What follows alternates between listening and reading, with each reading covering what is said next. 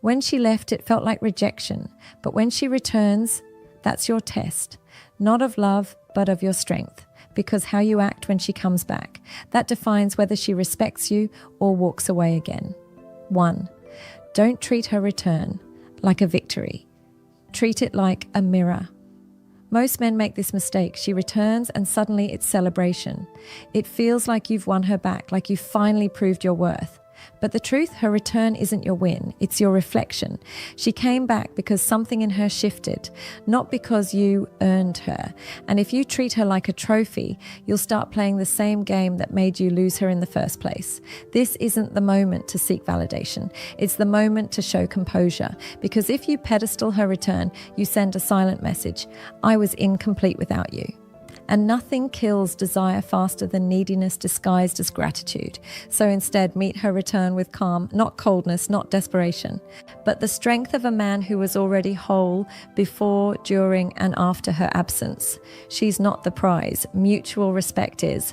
And you don't earn that by celebrating her decision like it's the answer to your loneliness. You earn it by standing in your self-worth and asking yourself, does this make sense for both of us? 2.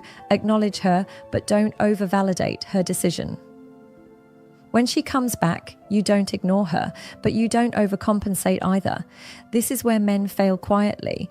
They think that by showering her with praise, thank you for giving us another chance. I promise this time I'll be better. They're securing the bond. What they're really doing? Surrendering their power. Acknowledgement is about presence, not performance. Say what's real. I hear you. I appreciate the effort. But avoid emotional theatrics. Why?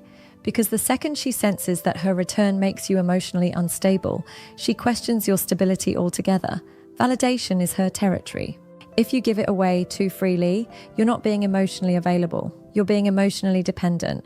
A strong man listens. He nods. He holds eye contact. He offers space for reconnection, but never scripts the story she wants to hear. That's the difference between being a partner and being a puppet.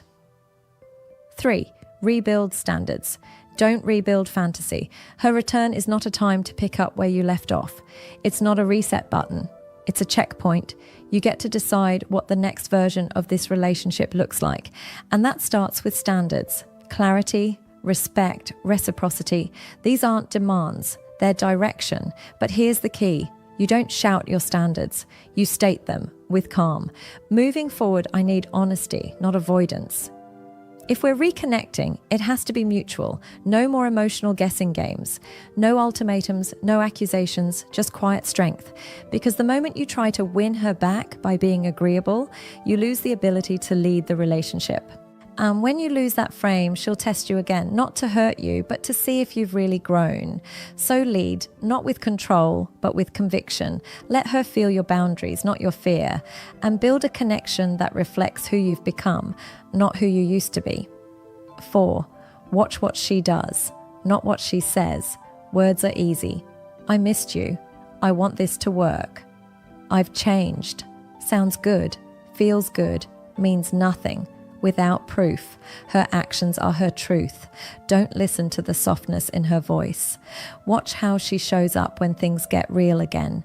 Is she consistent? Is she present? Is she matching your energy or waiting for you to carry the emotional load? It's not cynicism, it's discernment. A man who listens to words lives in fantasy.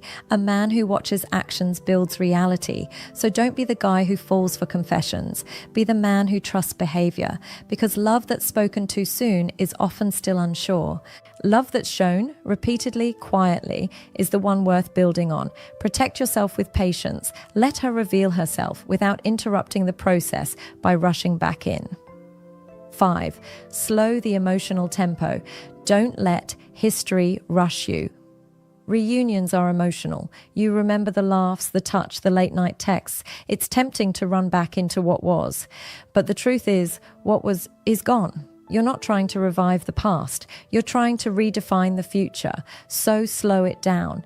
No intense, I missed you so much messages. No daily texting marathons. No planning vacations before you've rebuilt communication. Set a pace that honors both the past hurt and the future hope. Why? Because when you slow down, you give space for real connection. You give her a chance to earn your energy again. And more importantly, you give yourself time to see clearly. Rushing equals reaction. Pacing equals power. She'll respect the man who isn't desperate to jump back in. She'll trust the man who takes his time.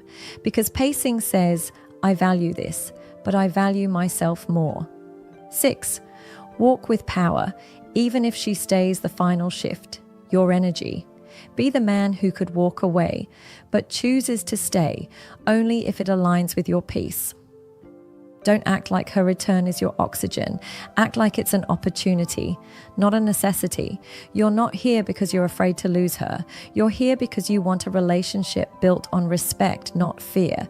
She needs to feel that you're choosing this with eyes open, not arms desperate, that you're not staying because you're afraid to be alone, but because you know what a healthy connection looks like, and you believe it's possible with her. And if it's not, you'll walk silently, with dignity, because the moment you believe your life depends on her presence, she'll start testing your absence. So hold your ground, not to punish her, but to protect yourself, because real love isn't a rescue mission. It's a conscious choice. If she's returned, don't act like it's fate. Act like it's a decision, one that both of you must earn. Stand firm in your values. Speak without needing to convince. Watch what she does, not what she says, and never let your desire for love override your devotion to peace, because the strongest men are never the loudest. They're the ones who lead from stillness and walk away, not in anger, but in power.